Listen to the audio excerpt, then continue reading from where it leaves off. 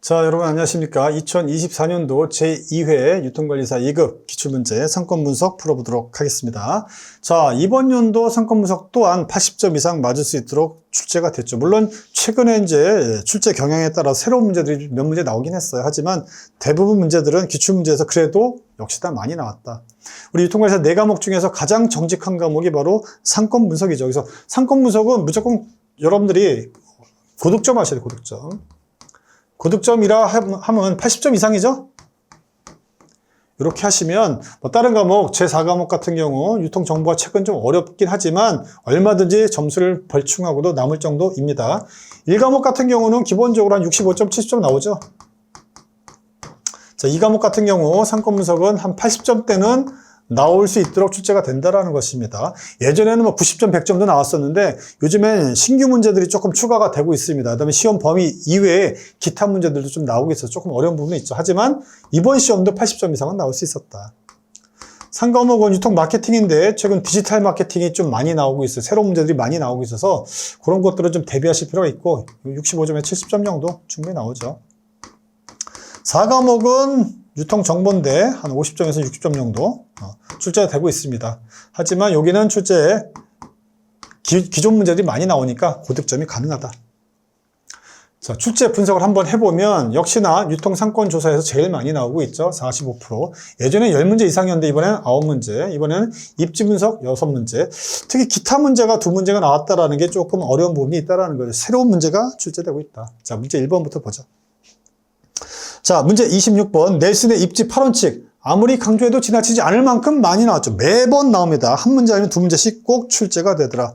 해당하지 않는 거, 상권의 잠재력, 입지의 성장 가능성, 누적적 흡입력, 그 다음에 배타성, 부지의 경제성 쭉 나와 있는데 상권의 잠재력, 접근 가능성, 성장 가능성, 중간 저지성, 누적적 흡입력, 양립성, 경쟁 회피성, 용지의 경제성 8가지가 있죠. 8가지. 해당하지 않는 건 뭐야? 이거죠, 이거. 자, 개별적인 문제로는 제일 많이 나오는 게 바로 누적적 흡입력이다. 누적적 흡입력 내지는 동반 유인의 원리라고 그러죠. 커뮬러티브 어트랙션이라는 거. 이것도 매우 잘 나오고요. 또 하나. 여기 안 나와 있지만 또 양립성이라는 게 있죠. 컴패터빌리티. 이 양립성도 상당히 중요하다. 누적적 흡입력, 양립성은 개별적인 문제로도 출제가 많이 되고 있기 때문에 여러분들이 잘 알고 있어야 된다. 무조건 맞춰야 될 문제 26번. 27번 같은 경우는 최근에 또 출제가 됐었어요. 이거는 거의 비슷한 문제가 또 출제가 됐었죠. IRS, 그다음에 MEP에 관련된 문제인데 이건 여러분들이 구분만 정확하게 할 수 있으면 충분히 맞출 수 있죠. 자, IRS는 뭡니까? 현재 시점이에요. 현재 시점. 현재 시점의 우리 지역 아니면 입지의 매력도예요. 매력도. 상권의 매력도를 얘기한다. 언제? 현재 시점이라는 거예요. 얘는 미래 시점이죠. 미래 어느 상황에 상권이 매력도가 있는지 아니면 시장에 확장 잠재력이 있는지 를 알아보는 게 바로 MEP죠. 그래서 두 가지는 병용해서 썼을 때 신뢰도가 매우 높아진다라는 거 알고 계시면 되겠다. 자, 문제를 읽어보면 기존 점포 뭐예요? 현재 시점이라는 얘기죠. 기존에 점포가 있다는 건 현재 시점을 얘기하는 거예요. 경쟁이 치열하지 않대요. 블루오션이라는 얘기죠. 레드오션은 아니다. 레드오션은 너무 경쟁자가 많은 거죠. 너무 경쟁자가 많으면 어때요? 매력도가 떨어지겠죠. 치열하지 않으니까 현재 시점 어때요? 괜찮다라는 거예요. 괜찮다라는 거. 그 다음에 기존 거주자들의 타 지역에서 쇼핑 정도가 높아 시장 확장 잠재력이 높대요. 시장 확장 잠재력이 높다라는 거 이거죠. 미래 상황도 굿. 요것도 좋고 현재 시점이 너무 치열하지 않다라는 거죠. 요것도 굿. 둘 다 좋은 거죠. 높은 경우 1번에 해당하는 거죠. 최근 기출 문제입니다. 이거. 자, 28번. 신규 점포에 대한 입지 후보지 상권을 분석하고자 할 때 그 상권에 대한 상권 범위를 추정하는데 사용할 수 있는 기법이 아닌 것은 상권 범위를 추정한다는 요게 포인트가 된다. 상권 범위를 추정한다는 게 뭐예요? 다른 말로 하면 예상 매출액을 추정한다. 예상 매출액을 추정한다라는 겁니다. 예상 매출액을 추정한다라는 것은 다른 말로 한다면 이건 뭐죠? 그렇죠. 예상 매출액을 추정한다는 건 정량적이란 거예요. 정량적. 요게 이 문제의 포인트였다. 회귀 분석을 통해서 정량적인 내용 알 수가 있어요.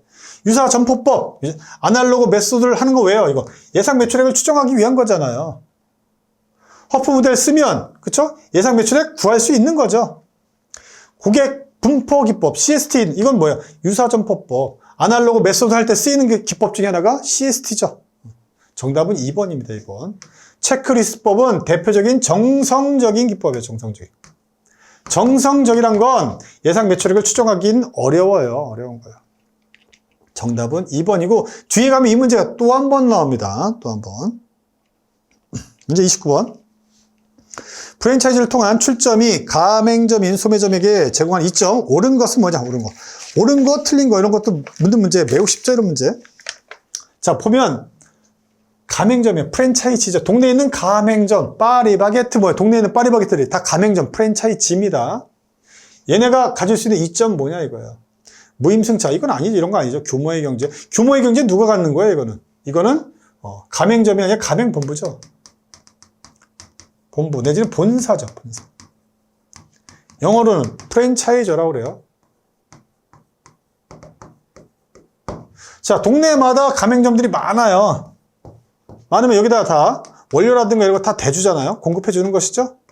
그러다 보면 규모의 경제가 발생해서 자, 어떤 원료 같은 거 사올 때 비용이 떨어진다라는 거죠. 로열티 수입이 생기는 것도 누구? 가맹본부한테 해당하는 내용이고 사업 확장의 용이성도 여기를 얘기하는 것이고 그렇다면 동네에 있는 가맹점들이 좋은 것은 5번이죠. 파리바게트는 개점 운영의 용이성이 있다라는 거. 처음 영업을 하는 사람들도 자, 가맹본부에서 뭘 줍니까? 어떤 광고도 다 해주고요. 그 다음에 제품도 다 대주고요. 원료도 다 대주고요. 영업 노하우, 기술 다 준단 말이에요. 처음 하는 사람들도 그렇죠. 망할 가능성, 리스크가 매우 적다라는 거죠. 개점 운영의 용이성이 있다라는 것이 바로 가맹점 프랜차이즈한테 제공되는 이점이라고 볼 수가 있겠습니다. 문제 30번. 아래 글상자 가로 안에 들어갈 내용 옳은 것은 뭐냐? 박스를 잘 볼 필요가 있겠죠. 유추법이라는 단어가 나옵니다. 이 앞에서도 나왔었죠. 앞에서도. 어딨었나요? 자, 여기서 나왔죠. 여기서. 유사 점포법. 이거 뭐야? 아날로그 메소드. 이게 유추법이죠. 유추법. 유추하는 거예요. 예상 매출액을 유추하는 것이죠. 이때 쓰는 게 바로 CST 맵이에요. CST. 커스터머 스파팅 테크닉이라고 합니다. 자, 그래서 CST. 커스터머, 고객을 갖다가 스팟, 점으로 찍는 기법이에요. 우리 점포를 기준해가지고 우리 점포가 여기 있으면 우리 점포를 기준으로 해서 우리 점포를 찾는 고객들이 어디에 많이 거주하고 있는지를 갖다 점으로 찍는 거죠. 이렇게. 이게 바로 CST 맵입니다. 유추법에서 이용하는 기법이죠. 또 여기 있는 애들, 여기 살고 있는 애들이 많으면 얘네들이 1인당 얼마씩 소비를 하는지 곱해보면 매출액이 나온다라는 거예요. 가장 옳은 것은 뭐냐? 유추법은 뭐뭐를 측정하는 기법. 이게 5가지를 다 알고 있어야 되네요. 그죠? 상권에 영향을 미치는 요인들을 측정하는 기법이에요? 아니에요. 이거는 예상 매출액이죠. 예상 매출액. 예상 매출액을 추정하는 거 내지는 상권의 범위죠. 상권의 범위를 측정하는 기법이다라는 것이죠. 뭘 이용한다? CS를 이용하는 거예요. 그래서 정답은 2번이에요. 뭐뭐를 조사할 수 있으며 뭐뭐를 수립하는데 뭐죠? 확장 계획이라든가 이런 것들이죠. 여기 보면 점포 레이아웃 아니면 확장 계획. 점포를 확장하는 계획에도 이용할 수 있고 여기처럼 레이아웃 하는 데도 이용할 수 있고 여기 여러 가지가 들어갈 수가 있습니다. 이건 아니죠. 이건 아니고 이거 점포 확장 계획. 요거에 활용될 수가 있다라는 것이죠. 다시 한번 유추법은 상권의 예상 매출액을 측정하는 기법이다라는 거. CS 맵을 이용한다. 이걸 통해서 상권 범위라든가 상권 규모, 상권의 범위라든가 규모 등을 조사할 수가 있겠고요. 그 다음에 여기 나와 있는 점포 확장 계획 아니면 마케팅 계획 같은 거, 마케팅 계획 아니면 촉진 계획 이런 것들 할 때 이용할 수가 있다라는 것이 있다라는 거. 그 다음에 고객 특성을 파악하는 데도 매우 용이한 기법이다. 이거 어느 책에서 가져왔는지 모르겠지만 이거 5가지 이렇게 딱 묻는 거는 조금 애매한 문제였어요. 근데 뭐 어렵지는 않았다. 정답 2번이다. 31번. 31번 보면 상권의 특성에 대해서 쭉 나왔어요. 역세권, 상권, 아파트, 상권, 그 다음에 또 뭐 있어요? 주택가 상권, 그 다음에 뭐 사무실 상권, 뭐 대학가 상권 여러 가지가 있죠. 있습니다. 여기에 대한 설명, 옳지 않은 것은 뭐냐? 정답은 3번인데 이것도 기출문제 나왔던 거죠. 주택가 상권이라고 되어 있어요. 주택가. 우리나라 주택에서 가장 많은 비중을 차지하고 있는 게 뭐죠? 아파트잖아요. 뭐 단독주택, 다가구, 뭐 다세대 이런 뭐 연립주택 같은 것들, 빌라 같은 것들이죠. 주거 형태로 이루어진다. 유동인구보다는 인근 거주자를 중심으로 소비자가 한정되는 경우가 많다. 이거 맞죠? 아파트 상권과 달리 근린상업지역에 해당합니까? 아니에요. 상업지역이 아니잖아요. 주택가는 뭐 주거지역이죠. 주거지역. 주거지역이에요. 주거지역. 근린상업지역 이거 아닙니다. 주거지역에 해당하는 것이죠. 32번도 나왔던 문제가 또 나왔어요. 정확하게 똑같은 문제가 나왔죠. 여기 나와 있는 티센의 다각형 모형이야. 요거에 대해서 옳지 않은 것은 뭐냐? 1번에 보면 티센의 다각형의 크기는 경쟁 수준과 비례한다라고 되어 있는데 그렇지 않습니다. 다각형이 이렇게 있어요. 이렇게 이런 식으로. 이런 식으로 되어 있어요. 보면 경쟁자가 적은 경우에는 다각형이 커진다. 경쟁자가 많은 경우에는 내가 먹을 수 있는 파이가 쪼그라드는 거잖아요. 경쟁자가 많은 경우에는 다각형이 조그매진다라는 거죠. 뭐야? 반비례. 다각형의 크기가 커지면 경쟁 수준은 떨어지는 것이죠. 정답은 1번입니다. 그래서 반비례한다. 거기에 비해서 2번, 3번, 4번, 5번 요거는 다 알아두셔야 된다. 계속 나오고 있죠. 티센의 다각형 모형 출제 아주 잘 되고 있습니다. 최근에 잘 나온 것 중에 하나가 티센의 다각형. 특징 부분 잘 나오고 있고요. 또 하나 또 GIS도 잘 나오고 있죠. GIS 관련된 용어 엄청 잘 나오고 있습니다. 이런 것들을 꼭 체크해서 보시기 바랍니다. 자, 33번입니다. 33번. 공간 계획 측면에서 여러 층으로 구성된 백화점의 매장별 위치에 관한 설명입니다. 가장 옳은 것은 가장 옳은 것이니까 조금 어렵죠. 답이 체크돼 버렸네. 자, 1번 보면 대부분의 고객들이 왼쪽으로 돌기 때문에 각층 출입구 왼편이 좋다? 아니죠. 오른편이에요. 오른편. 대부분 오른손잡이기 때문에 오른쪽이 편하다라는 거예요. 우리 라이트업이라는 것도 있죠. 라이트업. 오른쪽에 위에 놓으면 훨씬 더 잘 보인다는 거죠. 왼쪽보다는 오른쪽에 놨을 때 훨씬 더 좋다. 라이트업. 두 번째, 고객을 매장으로 유인하기 위해서 충동구매 상품을 매장 안에 충동구매하려면 매장 앞에다 내놔야 충동구매 될 거 아니야. 깊숙이 집어넣으면 안 돼요. 깊숙이는 비싼 것들, 고가품들 이런 것들을 집어넣는 것이죠. 3번, 일반적으로 층수가 높아질수록 매장 공간의 가치가 올라갑니까? 아니죠. 건물이 있으면 층별 효용비라고 합니다. 1층, 2층, 3층, 꼭대기층이에요. 어때요? 여기가 접근성이 제일 좋죠. 여기가. 층별 효용 비용이 가장 높다라고 하고 임대료가 그래서 제일 비쌉니다.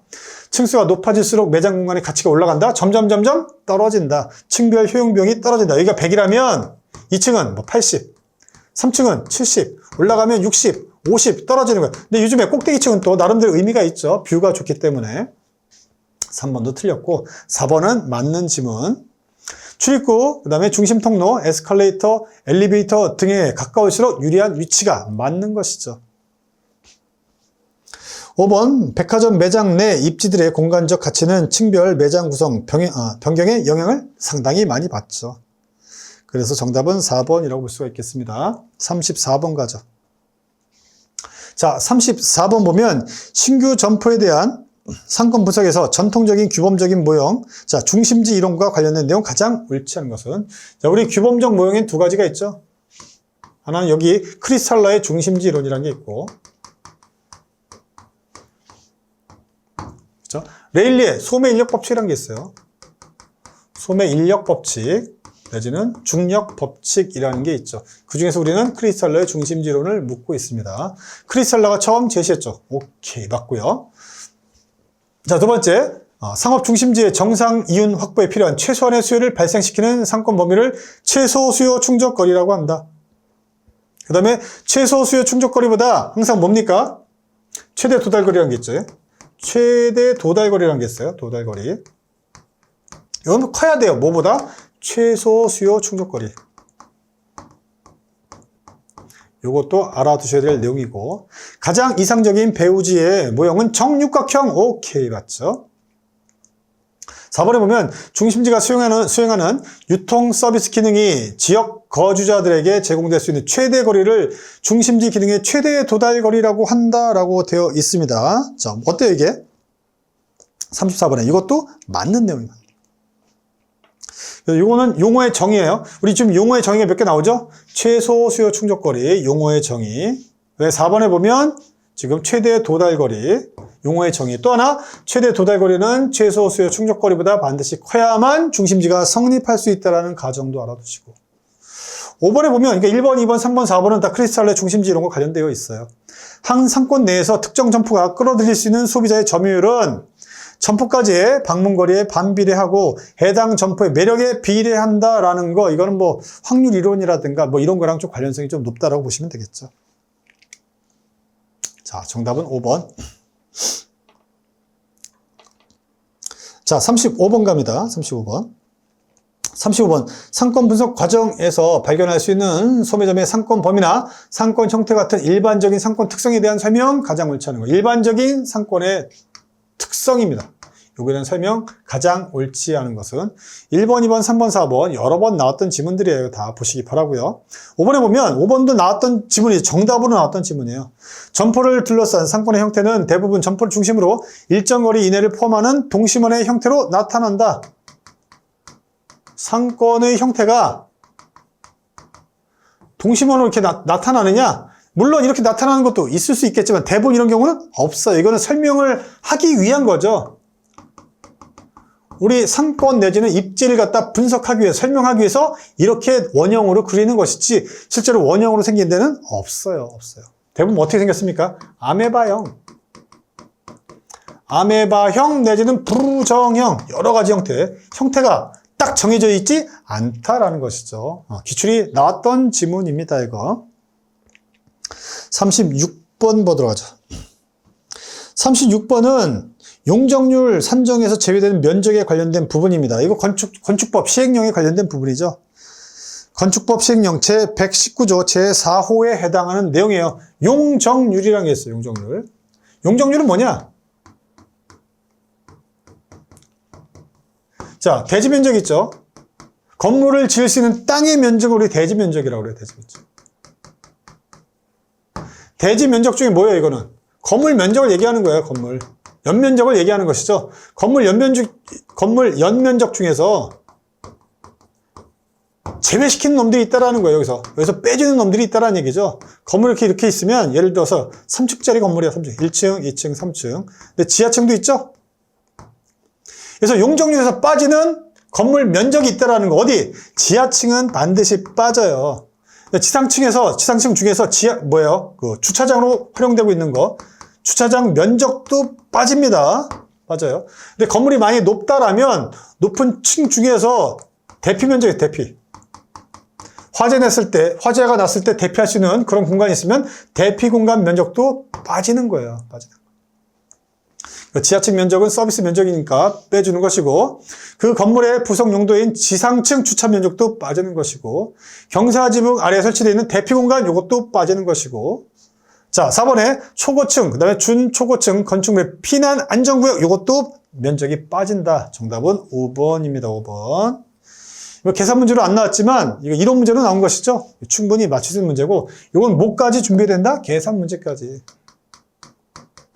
지금까지는 계속 계산 문제가 출제가 됐었기 때문에 이거는 용적률을 계산하는 문제를 여러분들이 준비하실 필요가 있다. 37번입니다. 자, 37번. 소매점을 운영하려면 영업 개시 전에 운영 업종에 대한 인허가 등을 취득해야 됩니다. 편의점, 의류매장, 문구점 등 완제품을 판매하는 일반 도소매점이 취득해야 되는 인허가 사항은 뭐냐 이거예요. 이건 뭐 기타 문제인데, 지금 여기다 편의점이라든가 의류매장, 문구점 이런 거 하려면 뭐가 필요하다? 사업자 등록이 필요하다. 세무서에 가서 사업자 등록을 여러분들이 하셔야 된다. 뭐 그런 문제였습니다. 뭐 기타 문제에 해당하는 것이죠. 38번. 구체적인 입지 조건을 평가하는 과정을 통해서 입지 결정이 이루어집니다. 자, 점포의 입지 조건에 대한 일반적인 평가, 가장 옳은 것은 옳은 것을 묻고 있으니까 5개 지문을 모두 다 알아야 된다는 것이죠. 1번 보면 점포 출입구 부근에 자, 단차라는 게 뭐야? 단차는 내가 출입합니다. 출입하는데 출입문이 있죠. 출입문이 있는데 단차가 있다라는 것. 이렇게 올라가 있다라는 것. 불편한 것이죠. 단차가 있으면 불편해. 발에 걸려 넘어질 수도 있고요. 단차가 없으면 편해지는 거죠. 단차가 있으면 불편해지는 것이죠. 1번 틀렸고요. 2번 건축선 후퇴는 직접적으로 가시성에 부정적인 영향을 미친다. 이거 뭐냐? 건축선 후퇴라는 게 있어요. 만약에 이렇게 코너짜리가 있어요. 코너짜리에 어떤 건물이 있으면 이때 차라든가 사람이 이렇게 돌아가야 되잖아요. 그래서 여기 이 부분은 건물을 질 수가 없어요. 깎인다라는 거죠. 깎인다라는 거. 사거리 같은 경우는 더 할 수도 있어요. 이때 가시성이나 눈에 보이는 거잖아요. 이만큼이 깎여서 안 좋다라는 거죠. 부정적인 영향을 미치게 되어 있습니다. 정답은 2번이에요. 이런 문제 조금 어려운 문제죠? 3번 같은 경우 많이 나왔죠. 자, 점포의 형태는 점포의 정면 넓이죠. 정면 넓이에 비해 깊이가 더 크면 바람직하다? 아니죠. 우리 여기 도로가 있습니다. 도로에 이제 상가가 붙어 있어요. 상가가 이렇게 붙어 있는데 이런 상가도 있을 수도 있고 이런 상가도 있을 수도 있고 아니면 정사각형 상가가 있을 수 있어요. 이게 좀 넓게 그리면 이렇게 다 똑같이 100제곱미터예요. 100제곱미터. 이것도 100제곱미터. 이것도 100제곱미터라면 상가로서 가장 좋은 건 뭐야? 전면 너비. 도로에 붙어있는 너비가 넓을수록 좋다라는 거죠. 왜? 지나가면서 다 보인다라는 거예요. 가시성이 매우 좋아지고 접근성이 좋아진다는 얘기죠. 거기에서 여기는 좁죠? 깊어요. 별로 안 좋은 거예요. 별로 안 좋은 거. 얘가 제일 좋다. 정말 많이 나왔기 때문에 충분히 이건 이해할 수 있는 내용이라고 볼 수가 있겠습니다. 3번, 4번, 5번도 봐주시고요. 문제 39번 넘어갑니다. 자, 공간균배의 원리 두 번째 나왔네요. 공간균배의 원리에서 제약하는 집심성 점포. 자, 집심성이에요. 자, 집자는 모일 집자죠. 집합! 심은 마음심이에요. 이건 뭡니까? 도심이에요, 도심. 도심 가운데 몰려 있으면 좋다라는 거죠. 도시 가운데 있어야 좋은 거. 뭐죠, 이거? 이거예요. 도시 중심 상업지역을 얘기한다. CBD를 얘기하는 CBD. 뭐 영화관이라든가. 그죠? 영화관 같은 거. 아니면 뭐 보석점. 서점 뭐 이런 것들은 가운데 몰려 있으면 좋겠다. 도시 중심. 도심이에요, 도심. 심자가 도심이에요. 도시 중심 상업지역에 모여 있으면 좋겠다. 정답은 2번. 자, 40번 보도록 하죠. 자, 40번. 예상 매출액을 추정하거나 소매상권의 범위를 파악하기 위해서 활용할 수 있는 허프 모형, 개념과 특징에 관한 내용, 설명, 옳지 않은 것은 뭐냐 이거죠. 1번. 소비자가 느끼는 특정 점포의 효용은 점포 크기와 그다음에 점포까지의 거리, 두 가지 변수만으로 결정된다. 자, 우리 허프 모형에서는 두 가지 변수를 이용하는데 하나는 뭡니까? 매장 면적이 매장 면적. 매장 면적 크기에는 비례하는 거죠. 매장 면적이 크면 클수록 어때요? 효용이 높아지고 매력도가 높아진다라고 보는 거죠. 또 하나는 우리 집으로부터 이 매장까지 어때요? 거리죠, 거리. 거리 또는 시간이에요. 또는 시간이다. 거리 또는 시간이 작으면 작을수록 좋다라는 거죠. 반비례하는 관계라고 보시면 되겠습니다. 여기서 말하는 효용은 뭐예요, 이거는? 효용은. 매력도를 얘기한다, 매력도. 두 가지로 결정이 된다라는 거죠. 점포 크기, 매장 면적, 또 하나는 점포까지 거리 또는 시간이죠. 두 번째, 점포 면적에 대한 민감도와 점포까지 거리에 대한 민감도는 상권에 따라 달라질 수 있다. 그때그때 달라요. 마찰 개수라고 얘기하기도 하죠. 민감도 내지는 마찰 개수는 상권마다 달라질 수가 있겠다. 3번, 개별 점포의 효용을 추정할 때 소비자와 점포의 물리적인 거리를 시간 거리로 대체해서 계산할 수 없다. 아까 뭐라고 그랬어요? 거리 또는 시간이라고 말씀드렸잖아요. 시간. 3번에 보면 효용을 측정할 때, 매력도를 추정할 때 소비자와 점포의 물리적인 거리는 시간으로 대체할 수도 있다. 그래, 거리 또는 시간이다. 말씀드렸잖아요. 정답은 3번이에요. 3번. 뭐 어렵지 않은 문제였고요. 41번 넘어갑니다. 자, 박스를 보면서 이게 뭔지 입지 유형을 갖다가 맞추는 거죠. 용어의 정의라고 보시면 되겠습니다. 도시 중심부보다 임대료가 저렴하다. 중심부보다 임대료가 저렴하니까 도시 중심부로부터 좀 떨어져 있겠죠. 교통이 원활한, 교통이 양호한 외곽 지역을 얘기하는 것이다. 가시성이 크다. 경쟁자가 없기 때문에 우리만 있는 거잖아요. 넓은 부재, 넓은 건물을 가지고 있다, 큰 건물을 가지고 있다는 얘기죠. 고객 스스로 차지할 수 있도록 서비스와 시설 규모가 갖춰진 업종이 적합하다. 점포 확장이 용이하면 고객의 편의를 제공하는 넓은 주차 공간. 딱 보는 순간 뭡니까? 노면 독립 입지죠. 프리사이드 스탠딩이라고 합니다. 정답은 4번. 쉬운 문제. 42번은 계산 문제입니다. 계산 문제. 아래 글상자에서 제시하고 있는 최근 이사한 소비자 C 사례에 허프의 수정 모형. 자, 여기는 포인트는 이거죠. 허프의 수정 모형입니다. 수정 모형이란 건 두 가지 변수입니다. 하나는 매장 면적. 매장 면적에는 비례하는 거죠. 또 하나는 거리 또는 시간입니다. 거리 또는 시간. 이건 뭐예요? 제곱을 이용한 제곱. 제곱에 반비례한다라는 거. 제곱으로 딱 정해져 있다라는 거예요. 수정 모형을 적용했을 때 이사 전에서 후의, 이사 전후를 갖다 비교하라는 얘기죠. 이사 전후 소비자 C의 소매 지출에 대한 소매단지 A의 점유율 변화율, 소매점 A의 점유율 변화를 갖다가 나타낸 것으로 가장 옳은 것은 뭐냐? 이 박스를 보면서 알아두셔야 된다는 얘기죠. A와 B가 있다라는 거예요. 점포는 A 점포, B 점포가 있다라는 거. 오직 두 개만 있고 동일한 규모다. 매장 면적이 동일하다는 얘기죠. 매장 면적은 동일해요. 만약 예를 들어서 100제곱미터다. A도 100, B도 100이라는 얘기죠. 자, 두 번째 번. 이사 전에는 C의 거주지와 B 사이의 거리가 C의 거주지와 A 사이의 거리의 2배였다라는 거죠. 이사 전에는 C가 여기 살고 있어요. C 거주지인데 C의 거주지와 B 사이의 거리가 B가 있고 A, B가 있다면 C의 거주지, B 사이의 거리가 A 거리의 2배였다. 이게 2km. 여기는 얼마란 얘기예요? 1km란 얘기죠. 이렇다는 얘기예요. 이사 이후에는 바뀌었다라는 거죠. 이사 이후에는 C가 여기 살고 있는데 이사를 했어요. A, B 거리가 바뀌었다라는 거겠죠. C의 거주지와 A 사이 거리가 B 사이 거리의 2배가 됐다라는 거예요. 이게 2km가 됐다는 얘기고 이게 1km가 됐다라는 얘기다. 구해보면 되겠죠. 효용을 구해보면 돼요. 자, 매장 면적도 있고 구분 A, B 매장 면적 동일하다고 했죠. 100제곱미터. 그냥 가정해보는 거죠. 근데 거리 또는 시간 모수는 제곱이에요. 2로 확정되어 있다라는 거죠. 자, 이사 전에는 어떻습니까? 이사 전에는 요거는 1의 제곱. 여기는 B는 2의 제곱이 되겠죠.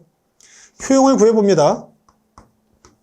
이거는 100분의 1의 제곱이 되겠죠. 100이 되겠고, 이거는 100분의 2의 제곱, 4가 되겠죠. 25가 됩니다. 우리가 구하고자 하는 것은 점포 A의 점유율 변화를 구하는 거예요. 그렇다면 여기는 점포 A의 점유율은 얼마예요? 125분의 100이 되겠죠. 125분의 100이니까 이사 전에는 A가 80%의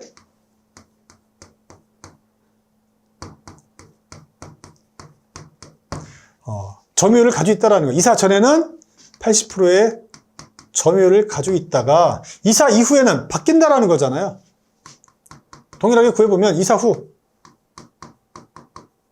점포 A, B 매장 면적은 동일하죠? 동일하면 100 가정해보는 겁니다. 이렇게. 그 다음에 바뀌었어요. 거리가 바뀌었습니다. 거리. 이게 이제 2배가 되는 거죠. 2의 제곱이 되는 것이고, 모수는 제곱으로 확정되어 있는 것이니까 1의 제곱이 되는 것이죠. 효용을 구해보면 100분의 4. 여기는 100분의 1. 요거는 둘 합치면 125가 되겠죠. 125. 자, A는 125분의 얼마예요? 4로 나누니까 25가 되겠죠. 이거는 0.2, 0.2, 20%가 된다. 20%. 그래서 80% 이사 전에는 A 점포의 점유율이 80%였는데 이사 이후에는 20%밖에 안 된다라는 거죠. 4분의 1로 감소했다. 정답 2번입니다. 그래서 이 문제는 풀 때 여러 가지를 고려해야 됩니다. 그래서 시간이 좀 걸릴 수밖에 없는 문제였는데 문제 자체는 그렇게 어렵지는 않은 문제예요. 근데 이번에 출제된 문제 중에서는 제일 어려운 문제라고 보시면 되겠습니다. 43번. 43번 개점 점포를 위해서 예상 매출액을 추정하는 방식입니다. 앞에 나왔던 문제랑 또 상당히 관련성이 높은 문제예요. 높은 문제. 가장 옳지 않은 것은 뭐냐? 아까 체크리스트법이 나왔단 말이에요. 유사 점포의 기간별 매출 실적 추이는 시기별 분석을 실시하고 체크리스트를 활용해서 예상 매출을 추정합니까? 체크리스트법은 뭐예요? 가장 대표적인 정성적인 방법이라고 했잖아요. 예상 매출액이란 거는 정량적인 거죠. 둘이 양립할 수 없습니다. 정답은 5번이에요. 5번. 자, 44번. 44번은 맞히기가 매우 어려운 문제가 되겠죠. 가맹사업법 시행령 제13조의 4 영업지역의 변경 사유에 관련된 문제입니다. 이거는 우리가 맞출 수도 없고 이거는 시험 범위에 해당하지도 않습니다. 근데 이런 문제가 나와버렸어요. 틀리라고 내는 거죠. 자, 가맹사업법 시행령 제13조의 4 영업지역 변경 사유입니다. 상권의 급격한 변화 등 대통령령으로 정하는 사유가 발생하는 경우란 4가지를 얘기한다 해서 1번, 2번, 3번, 4번 해가지고 쭉 4가지가 정해져 있어요. 1번, 2번, 3번, 4번이 시행령에 규정되고 있는 내용인데 이걸 어떻게 합니까? 이 법도 모르는데 이 법에 또 시행령에 해당하는 것들이 또 출제가 됐다라는 거야. 아주 바람직하지 않은 문제라고 볼 수가 있겠습니다. 이건 출제, 이거 에라입니다. 에라 이런 거. 이거 내면 안 되죠. 이거 틀리라고 내는 문제예요. 이거는 문제가 뭐 잘못됐다기보다는 이거는 틀리라고 내는 문제다. 마지막 45번이죠. 45번은 또 쉬운 문제가 나왔네요. 쇼핑몰의 소매 입지로서의 상대적인 장점, 가장 옳지 않은 것은 뭐냐? 자, 쇼핑몰이잖아요. 포인트는 쇼핑몰입니다. 업태 중에 하나 쇼핑몰이에요. 소매 입지로서의 상대적인 장점 아닌 것은 뭐냐? 자, 1번에 보면 계획에 의한 입점 점포 구성의 강력한 통제, 관리단이 관리하기 때문에 그래요. 관리단에서 집중 통제하기 때문에 가능한 내용이죠. 2번 입점 점포 간 영업시간 등 영업 방침의 동질성, 이것도 관리단에서 관리하기 때문에 그런 것이고요. 세 번째, 강력한 핵점포 입점이 유발하는 높은 고객 흡입력, 장점에 해당하는 것이고, 구색과 기능의 다양성이 창출하는 높은 고객 흡입력, 이것도 좋은 것이고. 자, 5번에 보면 관리를 통해서 유지되는 입점 점포들 사이의 낮은 경쟁 아니에요. 경쟁이 높아요. 강력한 핵점포 이런 것도 나왔지만 여기 보면 입점 점포 간 영업시간 제한도 있고, 그 다음에 여기는 유사 직종이 많이 나요. 유사 업종들이 많이 들어가 있다라는 거예요. 쇼핑몰이 어마어마하게 크잖아요. 그 안에 비슷한 애들이 엄청 많다라는 거죠. 만약 가구점도 들어가 있는데 가구점이 여러 개 들어갈 수도 있고, 의류점, 옷 파는 가게들도 여러 개가 들어갈 수 있다라는 거죠. 서로들 간에 어때요? 경쟁이 치열할 수밖에 없다. 낮은 경쟁은 틀린 거죠. 낮지 않다. 높은 경쟁이 유지될 수도 있다는 것. 정답은 5번입니다. 자, 이렇게 해서 20문제 다 풀어봤는데 어떻습니까? 생각보다 어려운 문제도 있었지만 대부분은 충분히 맞힐 수 있는 문제다. 어느 정도? 80점 정도는. 물론 틀리라고 내는 문제들이 몇 문제 있었습니다. 44번 같은 경우 가맹거래사업의 공정에 관한 법률 어렵죠. 맞추기 어렵습니다. 네, 허프의 수정 모형도 시간이 조금은 드는 문제였다. 그 다음에 아까 뭐 있어요. 사업자 등록 이런 것들도 모르면 또 맞추기는 또 어려울 수도 있어요. 그래서 한 서너 문제 빼고는 나머지는 또 접근할 수 있는 문제에 해당하고, 기출문제를 또 많이 풀어보고 그 다음에 책을 가지고 공부한 분들이라면 충분히 접근이 가능한 문제다. 물론 기출문제가 똑같이 나오진 않지만 여러분들이 정상적으로 공부를 하고 기출문제를 많이 풀어봤다면 여러분의 상식에 근거해서 충분히 접근 가능한 문제들로 출제가 됐다. 이런 말씀 드리면서 이번 시간 마무리하도록 하겠습니다. 여러분 수고하셨고요. 다음 시간 꼭 합격하시기 바라겠습니다. 여러분의 합격을 기원합니다. 감사합니다.